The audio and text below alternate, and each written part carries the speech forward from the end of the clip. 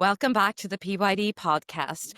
Today we're here talking through all things positive youth development with Lindsey Preovolos and Jennifer Hardy. Thank you guys for being here today.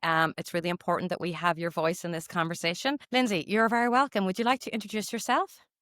Yeah, my name is Lindsey Preovolos, like Jacqui said, and I work on our CayPS team supporting our camp programs and doing a lot of work around adaptive across the association as well as teen work. And I've been working at the Y since 2009.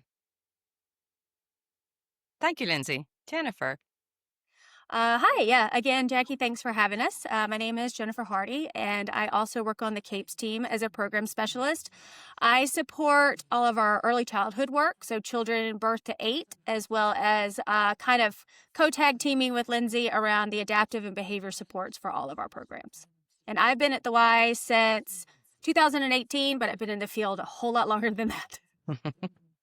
I'm sure you have lots of experience to share today. Before we get stuck into how we create these PYD environments that support our children and young people to thrive, I'd like us just to take a moment to reflect back on ourselves, on our own childhood and experiences that have shaped us or we feel is important within this work. Jennifer, thinking back to your childhood, what is one after school or camp memory that makes you smile today?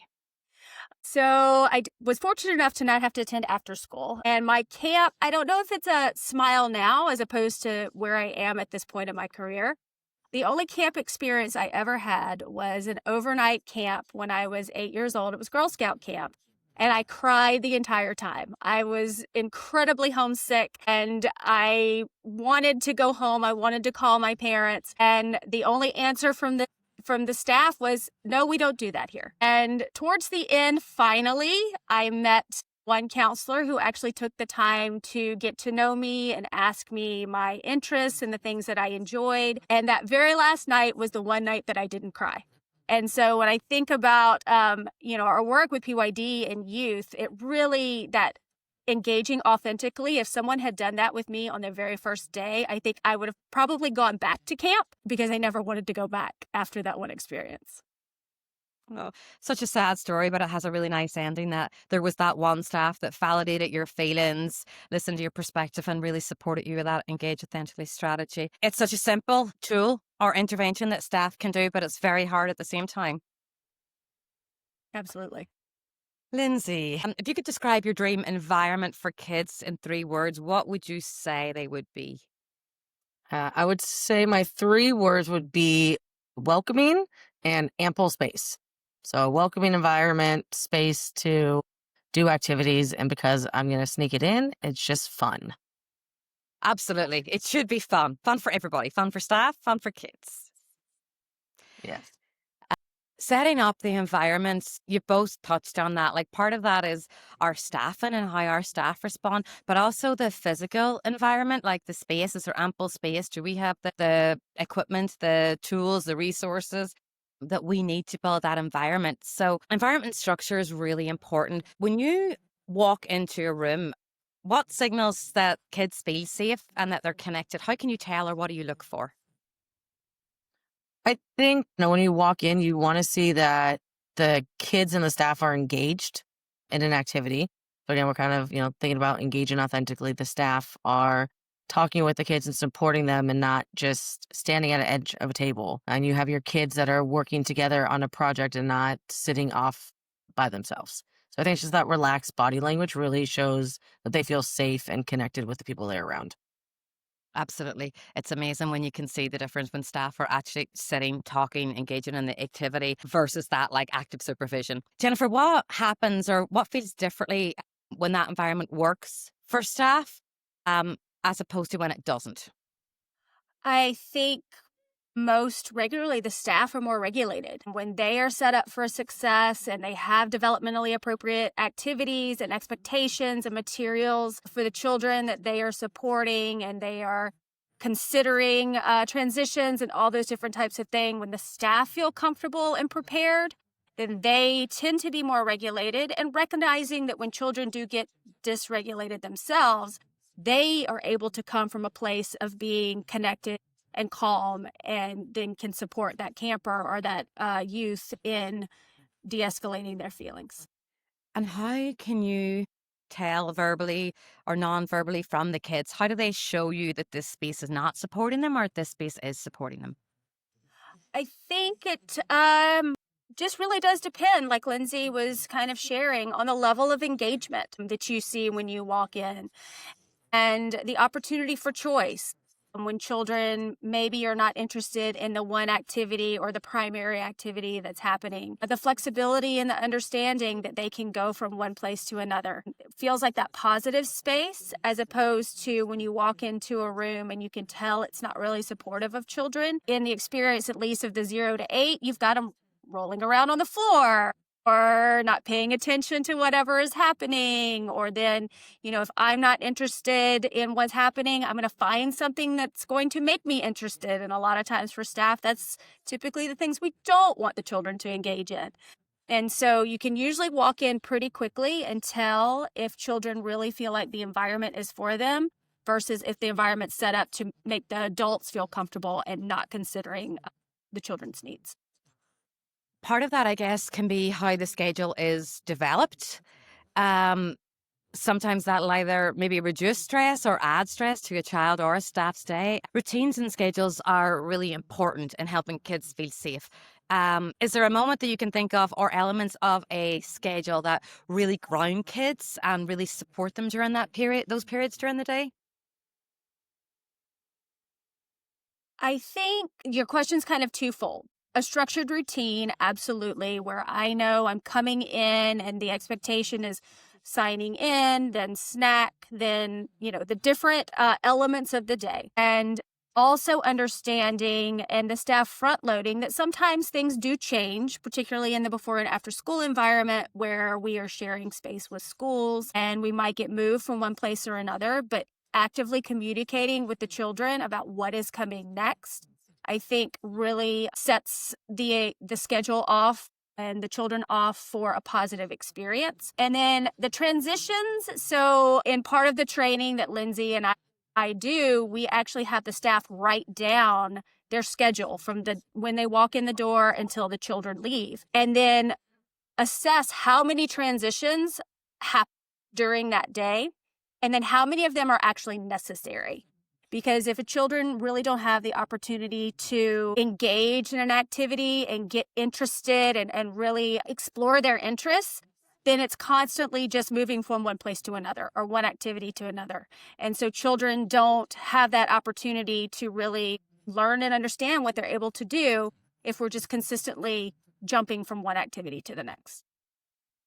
And when you see that being applied and they are amending schedules or minimizing transitions, what is the quality or the environment like for the child? Children tend to be more regulated. They can really get engrossed and interested in what it is that they're doing. They can collaborate with their peers and with the staff, and they just seem to be enjoying their time because they can really get into an activity and make the most of it. Mm-hmm. I know, Lindsay, you're in the camp setting, which is slightly different to the after school setting. How does it work at camp? Because there's hundreds of kids there. It's really tight schedules. How do you have that balance, or how can you support staff to have that balance? Yeah, it's kind of a little bit of everything. And, I can use an example too about routines first, and then transitions. But, we have our young campers or just kind of anybody that's new to camp. You come into an environment that it is a little bit chaotic in a good way, and fun. So when there's a lot going on, having that routine really helps kids have that grounding sense so they understand, like, this is what I'm doing. If I'm a 5-year-old, I know I'm going to come in and I'm going to do arts and crafts first thing every morning, and then we're going to go play a game. So it really just kind of helps with that safety and just feeling like you have a little bit of control. And then, yeah, transitions and flexibility. It's, again, every day is different. And like Jennifer said, similarly, we might have to change the schedule and go from one place to another really quickly or no longer have access to a field. So it's really kind of being able to know what are my options and working with the kids on what we can do. Definitely still minimizing transitions, especially for the young kids, which is easier at some locations than others. But again, the more that we can do to prepare the kids, like, hey, we have our 30 minutes and then we're transitioning to go and do this activity. and we're going to go from here to here. And with camp, we try to make it a little bit fun too. You know, it's not just walking, you know, do ninjas. So you get kind of the kids and the staff engaged too. So it makes it just a more fun environment. Transitions indeed are highly stressful. I think too, from a schedule point, it is really important that kids know what their day looks like. It helps reduce that anxiety. What's your top tip then for if the schedule is not going to work, like you do not have access to that room, or you know the schedule is not going to go as predetermined? What is your advice for staff to be able to support kids, to be able to manage that slightly easier? I would say the biggest thing, and Jennifer and I talk a lot about this, and she might have kind of alluded to it, is if you know something isn't going to work or something is changing, first off, tell the kids as soon as you can. Don't, you know, if it's 1 o'clock in the afternoon and I know at 4 o'clock we're supposed to go to the pool and it's not happening, like I'm not going to wait until 3:30 to tell the kids this is what's going on. So I think that is first and foremost, like be transparent. And then second big advice would just be like always have a backup plan, you know, whether it's a go-to game or activity or knowing what spaces might be available. And everything we do, having a backup plan will support the kids, and kind of it challenges everybody a little bit. You touched on it too earlier. It's really important that we do this balance, but how do you coach and how do you ensure that the frontline staff are aware of this and the frontline staff have capacity to change the schedule up or make those tweaks or adjustments as needed? I think a lot of it comes to one, how prepared you are. You know, we say this within the camp realm a lot, is understanding and having kind of trackers of what space is available, what are the activities, what do we always have as a backup, again, a backup game, high activity, low activity, or if I'm supposed to be in a classroom to do an art project, can we just go and adjust and do it on a field? So I think just being prepared and proactive, I think is that kind of that more helpful way to just kind of start that and to train staff on knowing, okay, if something's not happening, I know who to call or I know who to ask. But again, having a go-to game, activity, song, anything in your back pocket, is I think the thing that we can train and support the staff best on. When we train, we like to open a training kind of with an open-ended question on how do you feel as a staff when you don't know what's happening. You know, for instance, you open your email at 9 o'clock in the morning and you have an email from your supervisor that says, meet me at 9:30. And how does your body feel then versus you open that same email from your supervisor that says, meet me at 9:30 and we're going to be discussing timesheets for an hour. Maybe it's still not going to be something that you love, but at least you know in advance what's coming.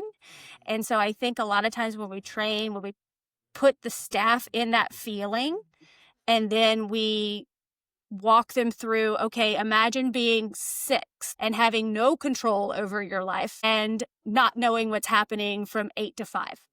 And a lot of times when we can help the staff, I think, connect their feelings and what it raises in their body to be unaware, I think it becomes successful when they're thinking about it out in the field with the kids.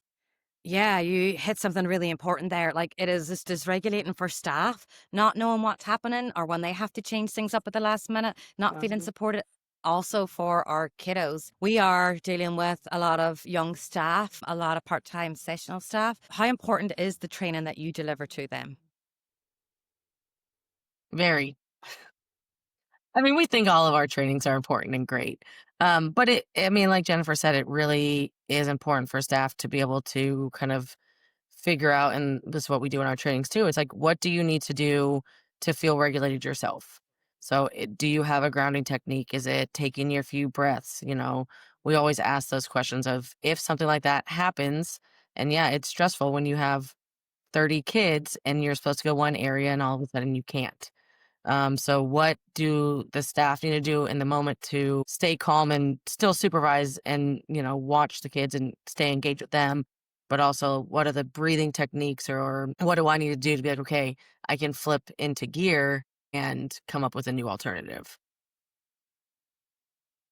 In your experience, what would you or how would you describe that kind of well balanced either day at camp or day in the after school environment? What are the key components that should be in a schedule? Or what are the priorities or order that some of these activities should be scheduled in? Is there I know there's not a one size fits all, but if you were to make 2, 3 key recommendations, what would that ideal schedule look like?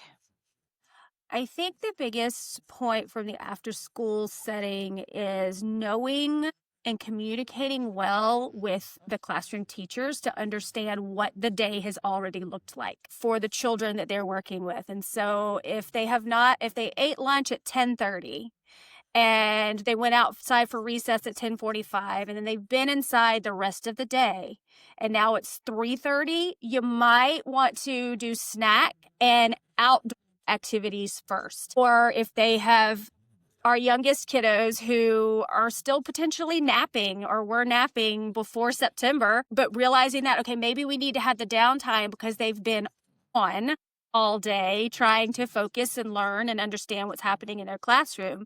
And so then for us to take them into the after school environment and do something really intricate and like brain heavy probably isn't going to be successful. Also, having realistic divisions, I think is huge for how you set up your schedule and recognizing that our 4 and 5-year-olds can't read, right? And they can't tell time. And so how do you support them when you say 5 minutes to even understand what that means? I think those are really a lot of times the biggest pieces that sometimes we don't think about because we're very used to, at least in the after school environment, the 4-year-olds are pretty new to us at this point, and they're very different than the 6 and 7-year-olds. And many of the children that we're working with, 5 to 8, also were taught for several years for safety reasons not to share, not to interact with someone else. And so we're still working out some of those social emotional areas where they didn't have the opportunity to practice those skills when they were younger. And so we have to kind of slow down and really think about where these children are developmentally and then how we can set them up for success through our scheduling and transitions throughout the school year. Maybe could you just explain a little bit more to our listeners around when you said about like when they've been sitting in school maybe for the last 2 hours of class, that why it's really maybe important that we start with movements or outdoor. Why is that important for the kids, the growing brain, or for them? What makes the difference if they start their day like that? Uh, if they have been sitting, you think about yourself. Like I can even watch the three of us on the screen. We're kind of moving a little bit. We're not very still, right? And we're adults. We can say, okay, I need to get up from my desk and go do something. These children don't have that opportunity across the board. And so if I'm 6 and I really need to get my wiggles out, I need to be allowed to get my wiggles out at the very beginning of the day, because if I go straight to assembly and sign in and out and snack, which are all very low energy activities, then chances are those aren't going to be successful because I need to get my wiggles out. Also, from a brain perspective or just a developmental perspective, children, research will tell you they need at least 1 hour of unstructured outdoor large body movement during every day. And many of our programs, our schools, if you go and observe recess or you go and reserve PE, that is typically structured by an adult. And so really having the ability to move their bodies and understanding how their bodies work in space is actually helping them grow a healthy brain. So when they become adults, they will be able to understand body movement and regulation themselves, but they have to practice that when they're young. Thanks for explaining that. I think it's vital that we start to recognize that and that we start to be, as you said, more needs led, driven by the kids and what the kids need, as opposed to just what our structures are and what our staff and desires are. Lindsey, what about at camp? How does it work at camp? Because that's like a 8-hour day. What are the key components that make up that schedule for kids that make it successful? Yeah, I think a lot of it is similar to what Jennifer was saying for even the after school setting. It's just, right, it's a longer day, so it's a bigger scale.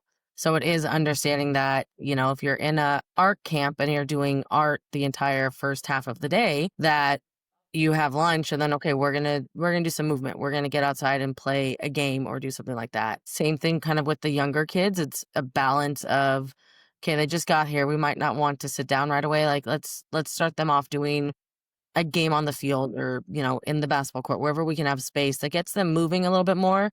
But then also knowing that after lunch, they've been at camp for potentially 5 hours, 4 or 5 hours, that they're going to get a little bit tired. So we're going to do, a low activity game and not something where we're expecting them to follow, 5 different steps in a project or an activity. Like, their brains need a little bit of a break. And then additionally, within camp, to try to implement within the schedule what we call camper's choice. So if we have kind of blocks of time where it's like, hey, you're going to go to the field, but it's camper's choice, right?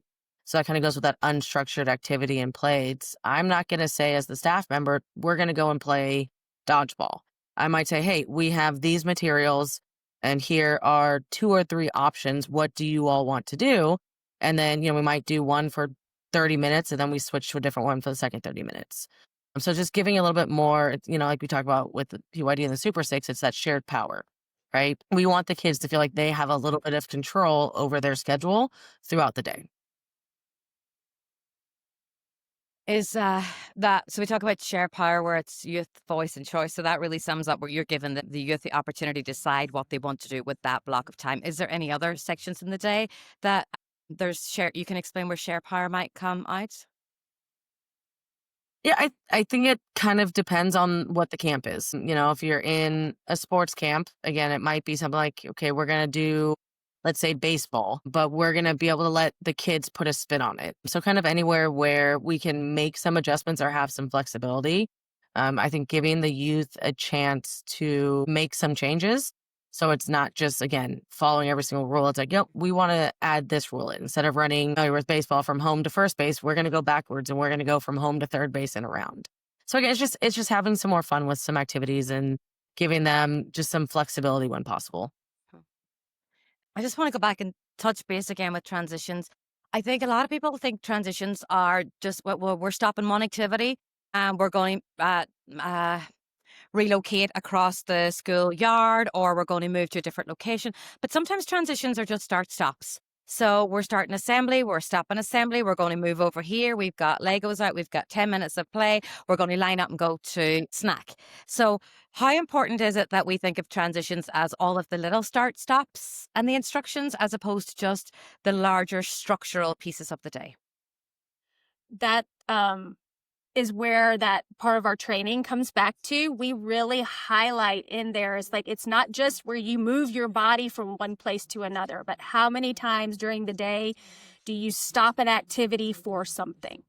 And we've gotten with our after school programs, we've had people have as many as 17 to 20 transitions in that 3-hour time block. Wow. And so we're able to then look at that and like your example, Jacqui, well, maybe we're playing, maybe it's playtime, activity time, and snack is an option. Right. And so I'm playing with Legos or Magnetiles, or I'm in the classroom and we're doing whatever center activities we have.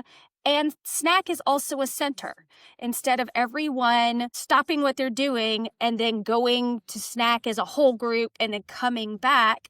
And then it's part of the staff's responsibility to then say, I'm setting this visual timer for, those 4, 5, and 6-year-olds, and snack is going to be closing in 10 minutes. And so the children who haven't chosen to go have the opportunity to go do it. But that is a self-chosen transition, as opposed to the staff stopping and moving everyone as a complete group at the same time. That is an awesome example of like how it's not start stop and how things can be blended together so that we have less scheduled breaks. What would you say are the benefits that you've seen because sites have reduced that, or there's more choice within those transitions? What's the biggest benefit for the kids? From the after school perspective, I think it goes back to several things. When they're in an environment where they have some of that choice and they have larger chunks of time, they're building friendship skills. And so rarely are they all isolated doing their own thing, maybe homework time, but then there's also the opportunity to support one another in that. But they are able to learn to work together, because these friendship skills and these social emotional skills are the skills they're going to need as adults. They have to learn to work together and collaborate, because rarely in an adult setting at work or at home are you not collaborating with someone. And then also to have perspective taking and empathy and having those large chunks of time where they're able to practice those with adult support from the staff, kind of listening out and scaffolding the support that the children need. They're able to engage in those things and really practice a lot of those skills. And also just going back to all of these children, even up through 12 years old, are told what to do, how to do it by adults all day long. And even as adults, I know myself, I don't thrive in that type of environment. And so knowing that, yes, I am in after school, I don't have a choice there, and it's center time. I might not have a choice that it's center time, but I do have the choice to do all these other things, and I know I'm going to be here for a while. And so it can go back to that regulating feeling for the children that we're supporting. And from a staffing perspective, how challenging was that for staff to completely undo their mindset in terms of how they would normally structure that, to merge centres together to include snack as part of that centre? What were the challenges for staff, and how did you overcome that? From the after school perspective, and then Lindsey, I'll let you share from camp. It's still a work in progress. We do recognize that we have the majority of our after school staff, their brains aren't fully developed either. Brains don't fully develop until you're 26 years old. And so they're still in the process of kind of figuring out some of these things as well. But the consistent coaching of the staff, and I think that goes back to as much leadership that can be observing in programs and coaching on the spot. Because in a training with us, research will tell you you retain 7 to 10% of when Lindsey and I are talking at you. But it's more effective when you have someone coaching you there on the ground who can say, oh, remember in that training when we said so-and-so, how have you noticed that this is making a difference? So instead of giving them the answers, giving them the opportunity to reflect on how the changes are happening. And everything that Lindsey and I say doesn't always work, right? And so then also coming to, okay, well, if this didn't work, I wonder what we could try. And also when we're seeing people aren't doing it, kind of addressing it. Well, what are the barriers to getting this done? But again, having the staff reflect on what it is maybe that they're feeling about adding snack as an option during a larger chunk of time. Like, what is it you as a staff, what does this bring up in you if you're resistant to changing some of these things? And a lot of times you can kind of get down to that level of understanding how to support the staff in making the changes for the children. Yeah, I mean, there's not really much different on the campsite than that. It is a work in progress. We're always trying to coach and have those, the staff kind of understand what does that look like, and you know, adjusting when needed. Stations are great within the camp setting, again, where it's like you come in the morning, and when a camper shows up at 8:30 under their tent, their station set up so they can choose what they want to do. And also working with the staff of knowing that sometimes someone might come in and it's doing stations and it could be a little bit overwhelming, but they have a book and they want to read, and it's okay to let them make that small adjustment if it's something that they need, without saying like, nope, this is what we're doing. So again, it's kind of also teaching a little bit of that flexibility within having some options and adjusting the schedule that way. So you touched on earlier, we've now touched on the schedule and transitions, but what other tools, practical tools or resources can make a difference? As you said, like 4-year-olds, 5-year-olds, they can't read a schedule that we might traditionally write, like a 3 o'clock snack, 3:15 outside play. Like young kids don't understand what that looks like. They don't understand time. What can we do to support those children? Do you understand what's coming up in their day or what their day might look like? I think, again, this works in both settings or any setting with childcare, is creating a visual schedule, but with pictures. If we have a board for every single camp, again, especially the smaller, for the younger kids, that says, okay, in the morning it's Legos, and you have a picture of Legos. Mhm. And then below that is snack, and then field games. So then there's a picture of, whether it's a basketball or a baseball. So just showing that kind of like visualization of like, this is what we want to do. Or if it's, again, it's kids' choice and we have more visuals, it's like, hey, what do you want to choose? Or it could be, we're going to put up 2 or 3 different options so they understand what's coming up next. I suppose in some environments that's really possible.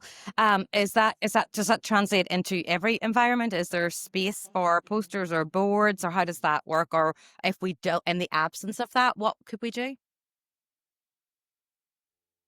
Go for it, Jennifer. Either one of us can take it. We do have some settings, right, where that is, but everyone typically has a clipboard. Everyone typically has a backpack. They have something, particularly when they're a mobile group, they have some type of apparatus that is supporting them being mobile.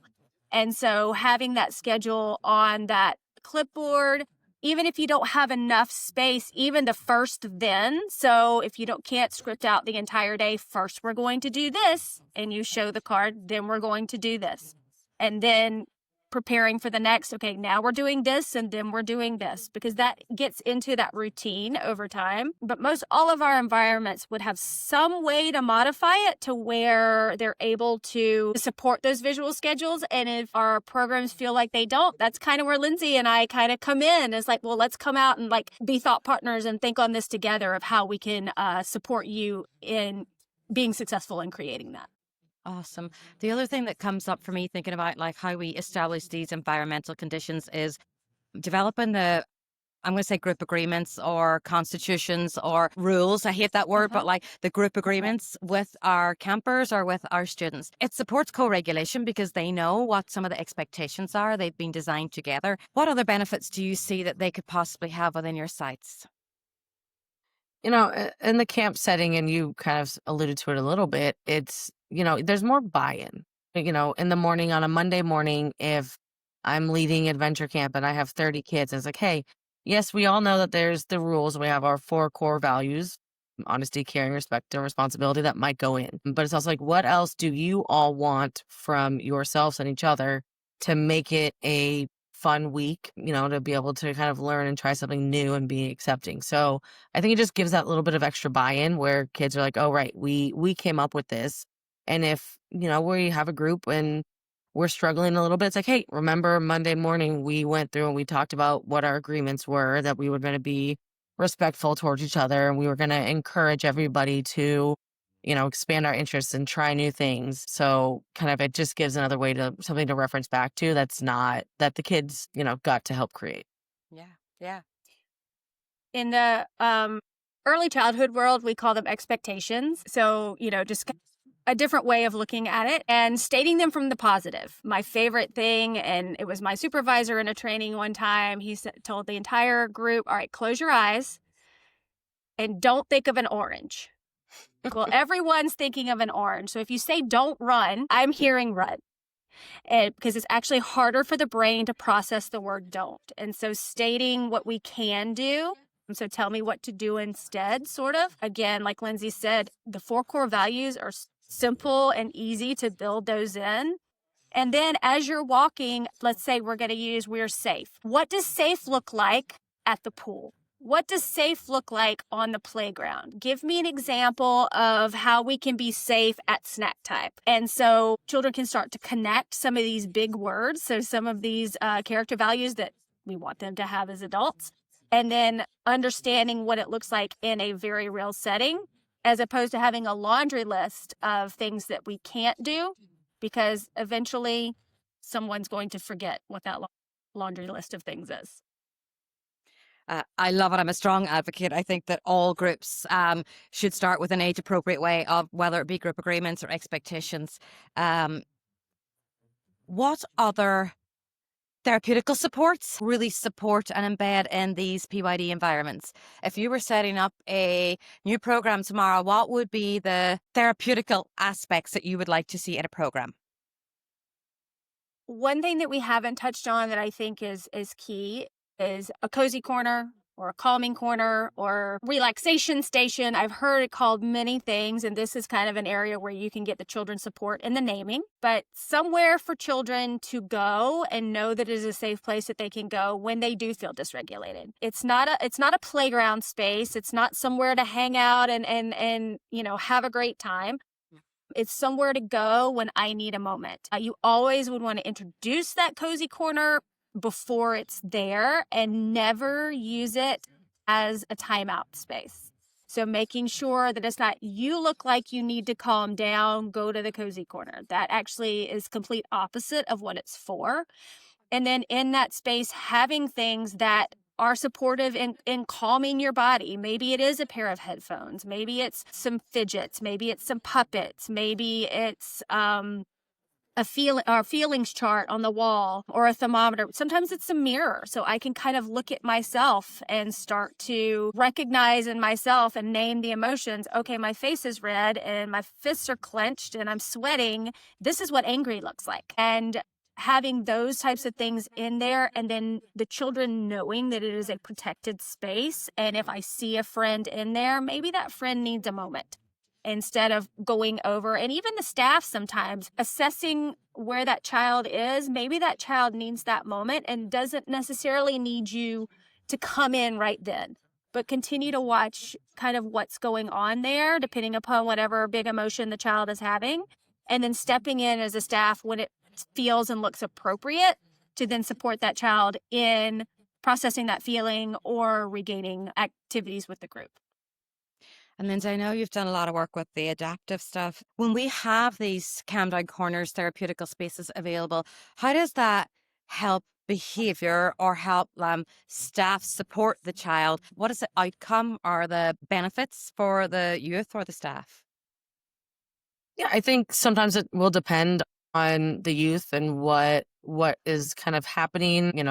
Like Jennifer said, it gives them a chance to kind of regulate themselves, get back to a little bit closer to their baseline, and where they're at. So for the kids, it gives that moment, and it gets them away from everything else that's going on. Like I mentioned earlier, like camp is fun and it can be chaotic and loud and with lots of kids running around. So it provides that kind of that safety space. And then same thing for the staff. And sometimes even for them, Jennifer and I like to say behaviors that challenge adults instead of a challenging behavior. Sometimes if something is happening and a child needs to go to the cozy corner, it might be a good time for the staff too, that they are there. If that child is okay with them being in that space, that gives them a minute to kind of re-regulate themselves as well. The posters up there of, grounding techniques isn't just for the kids, or it also gives them a way to be like, okay, Jennifer, we're going to do this together and we're going to go through the steps. So I think it can be a benefit for everybody.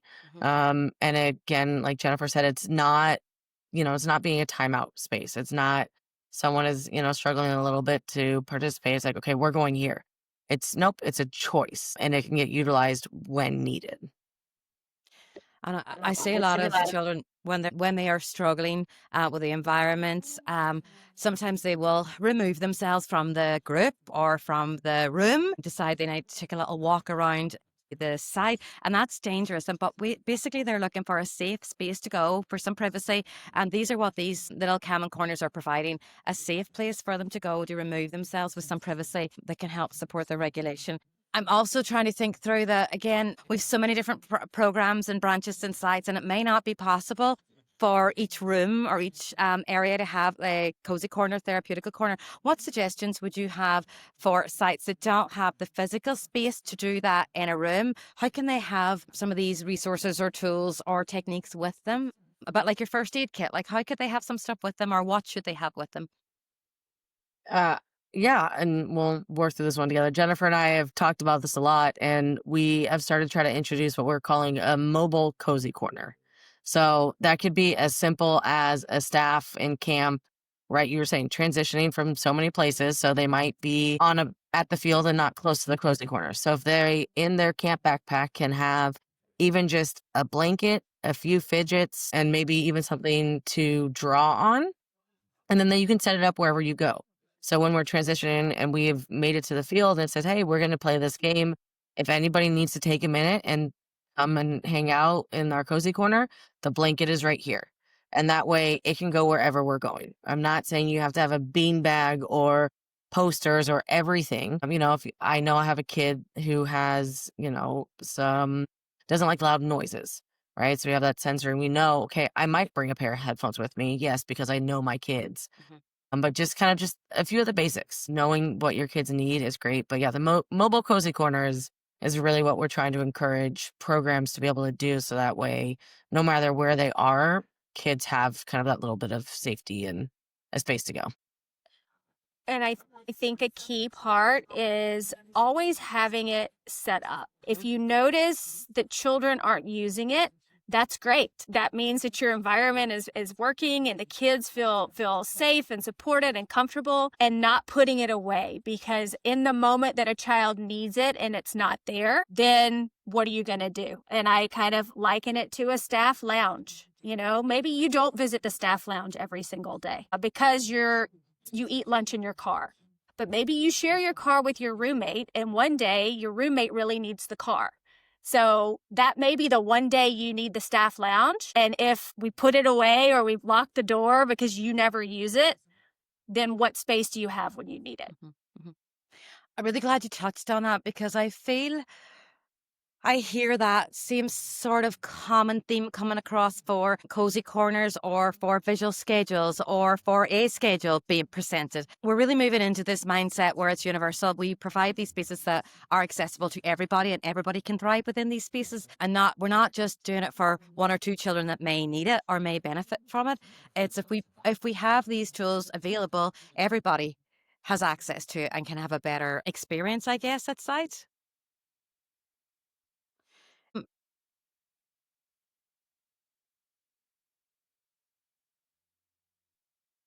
Let me see. What have we not covered? We've covered so much.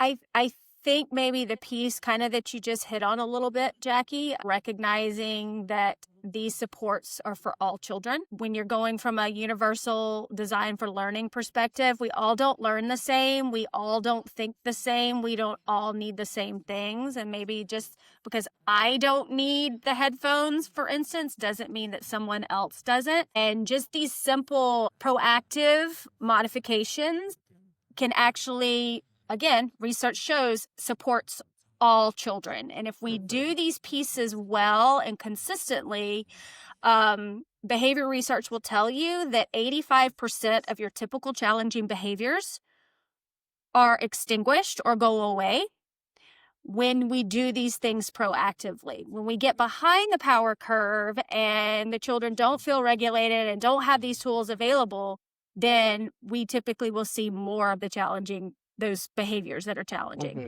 And so really being proactive, we're fortunate at the Y that we have a CayPS team, and we have a large body of resources that are proactive resources, such as the inclusion checklist, inclusive program checklist, where staff can go in and evaluate their program and recognize and celebrate their successes, and then areas to grow. And many of those resources are available worldwide. They're very easy to search, but really coming from a perspective of these supports are for all children, and then realizing that if we do them well and consistently, that actually supports our staff in staying regulated and calm because the children feel successful. I love that. It is really challenging. I think we have to acknowledge that there is staff that have limited experience working with children and young people. It could be their first job. They're working with ratios of maybe 10 children to a staff. It is a challenging environment, and kids are great fun and they have lots of energy. And there's so many tips and tricks and so much training that we can offer staff. But if they are short on time, and if there's one thing they could do that would really support the youth that they work with, from that PYD lens, what could they do that doesn't require materials, doesn't require resources? How can they interact with that child? Or what would you recommend that they could do that would help support their mental health and well-being?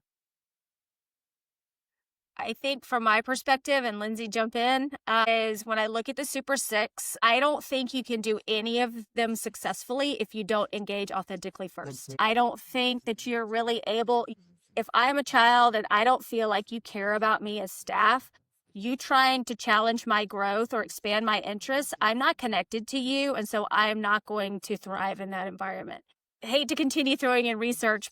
The largest or the biggest thing that we can do to support adverse childhood experiences for young people is being one caring adult that you're not related to, that takes a genuine interest in what you're doing in your life. And that is 100% engaging authentically. And so when they come in, to the program in the morning or after school, making eye contact with them. How was your night? I know you had soccer practice. How did your volleyball game go? Showing that you care, and when they're leaving as well, too. These environments can be chaotic, but Jacqui, I'm so glad you came today, and I hope swim lessons go well, and we're going to see you tomorrow, and I want to hear all about it. That took 3 seconds, 4 seconds, but I feel seen as a child, I think, and I think that is the one that requires no materials. It might require a little bit of a memory to remember who does soccer and who does swim, but you can always stick that on a note card and remember. But really making sure that you connect with those children before you even try any of the other ones, because if you don't connect, you won't be successful. I love that. Very simple strategy. A warm hello and a warm goodbye. Lindsay, have you any tips or tricks?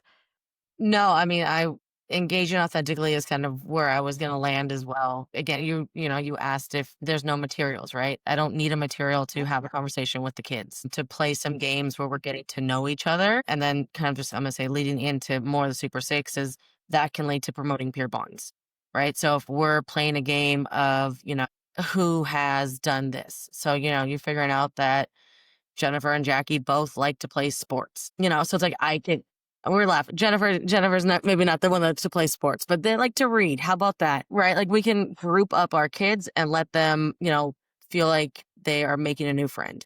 Within the camp world, we also use the acronym FAB, so Friendship, Achievement, Belonging, as something that we want all kids to get out of our program. So by engaging authentically with our kids and learning about what they want, I can now promote peer bonds by getting 2 kids together, 3 or 5, however many kids together that all have a shared interest. So you are working with them and you're helping them build, create a friendship and have a place to belong. I love that. Kids just need to know that you care. That's it. Once they know that you care, we can start to do the work, but it's that building that trust, and that relationship is vital. There's one other thing that I have heard your team talk about, and that is emotional deposits. So from the PYD lens, we talk a lot about being strength-based, but I've heard you guys use and coin the term emotional deposits. Can you just explain a little bit more about what that is and how simple that would be for staff to do on a regular basis? Sure. So emotional deposits are exactly what I just kind of demonstrated, or what Lindsay shared. It's like, hi, how are you? It's good to see you. I'm so glad you're here. So that kind of fills, if you envision a piggy bank, that fills my emotional piggy bank. And so I feel seen, supported, connected, loved, whatever emotion, whatever adjective you want to attach. And so when something has to happen, because inevitably it's not always going to be sunshine and rainbows, like things are going to happen. I might have to correct you as a staff. That is a withdrawal from that emotional piggy bank.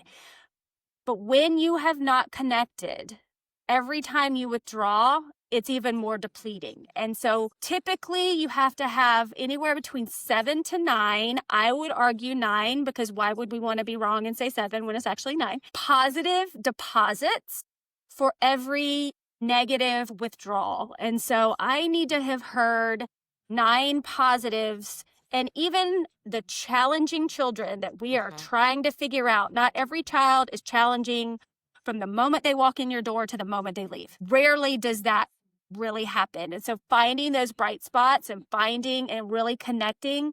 So when I do have to have an interaction that would be less than desirable with that child, I still have an emotional reserve as that child to not feel completely alone or feel like I am not seen at all. And so we challenge staff sometimes to do it with creating a paper bag, and you drop those, Post-it notes. I saw you, engage authentically. You did a great job today promoting peer bond, because rarely as a society do we really come from that strength-based area. A lot of times it's like, oh, they're fine. They're doing what they need to do. I need to focus on those that aren't. But those children who are doing the right things need that attention and that support as well, and calling that out. And so making sure that we're intentional about that is really depositing all those positive feelings into that child's piggy bank. I love that you brought that up because sometimes the children that need more support are the ones that are taking the attention from staff, and we forget about the other children. And then on the other side of that is you have the children that need the attention, but sometimes it's because of like not following our expectations or rules, or it becomes a more transactional conversation, and we're not doing that like strength based lens. Whereas those kids, yes, there have been issues during that day, something has happened, and we have to have a conversation. But there's also maybe for three quarters of the day, they've also done really great things like play with their friends, put their snack away, tidy up, help their body. I think sometimes we don't recognize that and don't recognize it enough. So I love that you've identified that. And I love the number. I love placing a number on it because I think it makes it more intentional and that we are more intentional. Like, I've really not checked in with this kiddo at all today. Never mind giving a strength based comment or an emotional deposit. So I love that strategy. And I think it's a very simple one. They both work for our direct staff. If you had one tip for our leadership staff to be able to support PYD and support the PYD lens without tools or resources, what would that be? I think very similar to the Huh? emotional deposits. I think we get trapped in hearing PYD and think it's only for children. And I, as a human, would kind of disagree. Like, I would think we would want this for all people, starting at birth and going up through 99. We want to engage authentically with everyone. We want to support growth. And I think really being intentional with connecting with your staff, understanding your staff's learning style. Not everyone maybe wants to get a shout out in front of everyone else. That might not feel good for them. And so recognizing that maybe that person just kind of needs the pat on the back in privacy, but really recognizing those things and really getting to know your teams, and then being able to connect teams together, I think is a very strong way to do positive youth development from, again, 0 to 99. I love that. And you're also modeling. If we model this to our staff, they understand that. We're not training them, we're modeling it, which means they will model this and know what that expectation is for when they're delivering it with our youth and our programs. Lindsey, is there one other PYD tip that you could have for leadership? No, I mean, I would say it's the same thing. You have to model it. If I'm a leadership staff, I want to engage authentically, or I'll pick a different one, challenge growth, right? So if I'm working with a staff and I know that they're really comfortable leading games, but I know they want to grow, I'm going to say, hey, I want you to try and lead the songs this week, or I want you to try to do this, or I'm going to give you this budgeting task to do so you can learn a little bit more. And I think it really is just modeling it. Everything that we do, it's the same thing. And it's just being aware of what we're doing to support our staff and helping them grow and getting to know them, right? Like, I can ask my staff, how did their tests go? How are finals going? What do you need? And I think you touched on it earlier. And I just want to end with this. You talked about a lot about the coaching and the mentoring and like leadership staff being available to support staff. I think that is key. Like, staff, we need to be as leaders available to do that coaching and mentoring and have our staff structures in place that will support that and enable us to do that. Um, Thank you both for having your voice in this conversation. It has been a pleasure and absolutely wonderful to have some really key, simple actions that staff can go away and do straight away, but also some of those more strategic ones, like how they can rejig schedules or group activities together to reduce some of these transitions. And just provide a better experience for our youth in our programs. So thank you so much. I appreciate your time and all the work that goes into supporting your own programs and ensuring that they're PYD aligned. Thank you so much. Thank you for having us. Thanks. You're welcome.